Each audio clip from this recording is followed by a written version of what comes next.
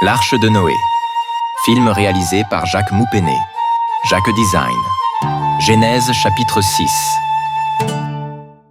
Lorsque les hommes eurent commencé à se multiplier sur la face de la terre, et que des filles leur furent nées, les fils de Dieu virent que les filles des hommes étaient belles, et ils en prirent pour femmes parmi toutes celles qu'ils choisirent.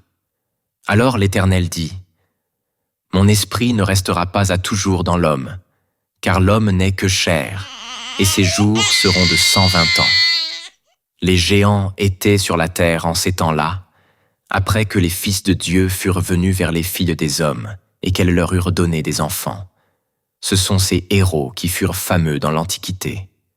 L'Éternel vit que la méchanceté des hommes était grande sur la terre, et que toutes les pensées de leur cœur se portaient chaque jour uniquement vers le mal. L'Éternel se repentit d'avoir fait l'homme sur la terre, et il fut affligé en son cœur. Et l'Éternel dit : « J'exterminerai de la face de la terre l'homme que j'ai créé, depuis l'homme jusqu'au bétail, aux reptiles et aux oiseaux du ciel, car je me repens de les avoir faits. » Mais Noé trouva grâce aux yeux de l'Éternel. Dieu, voyant le mal sur la terre, décida de purifier le monde en envoyant un déluge, mais il choisit de sauver Noé et sa famille.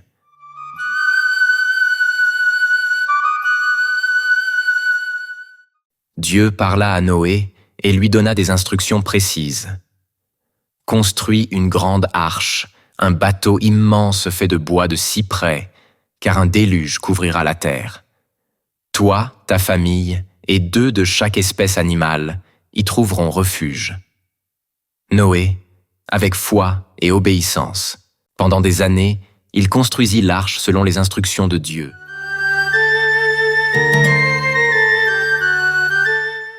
Malgré les moqueries et l'incrédulité des gens autour de lui. Dieu demanda à Noé de rassembler sa femme, ses 3 fils, Sem, Cham et Japheth, et leurs épouses. Il leur ordonna également d'emmener avec eux un couple de chaque espèce d'animaux, des oiseaux aux bêtes sauvages, pour les protéger du déluge. Une fois tout le monde à l'intérieur, Dieu ferma la porte de l'arche.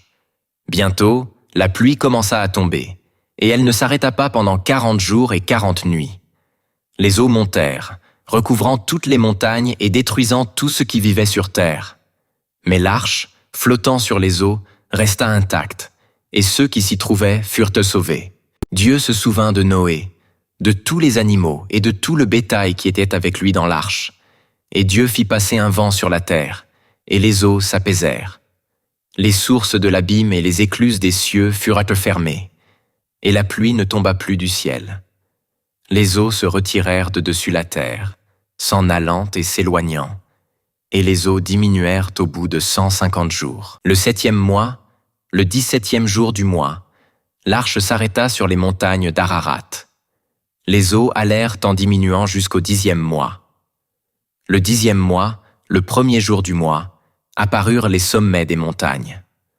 Au bout de 40 jours, Noé ouvrit la fenêtre qu'il avait faite à l'arche.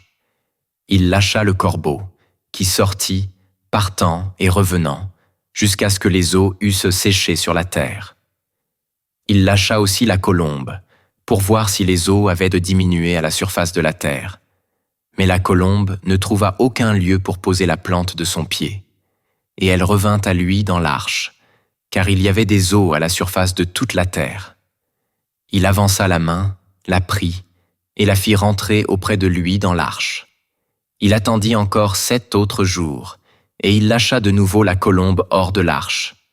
La colombe revint à lui sur le soir, et voici, une feuille d'olivier arrachée était dans son bec. Noé connut ainsi que les eaux avaient diminué sur la terre. Il attendit encore 7 autres jours, et il lâcha la colombe. Mais elle ne revint plus à lui. L'an 601, le 1er mois, le 1er jour du mois, les eaux avaient séché sur la terre.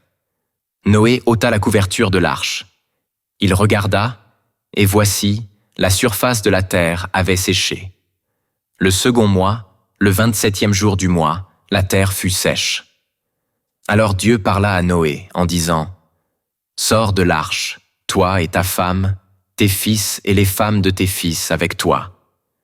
Fais sortir avec toi tous les animaux de toute chair qui sont avec toi, tant les oiseaux que le bétail et tous les reptiles qui rampent sur la terre.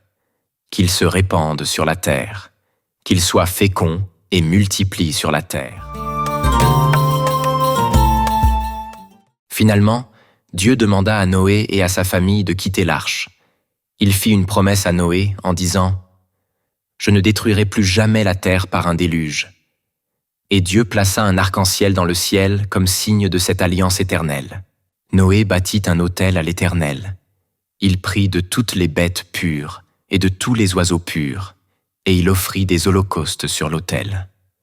L'Éternel sentit une odeur agréable, et l'Éternel dit en son cœur, « Je ne maudirai plus la terre à cause de l'homme, parce que les pensées du cœur de l'homme sont mauvaises dès sa jeunesse, et je ne frapperai plus tout ce qui est vivant comme je l'ai fait. Tant que la terre subsistera, les semailles et la moisson, le froid et la chaleur, l'été et l'hiver, le jour et la nuit ne cesseront point.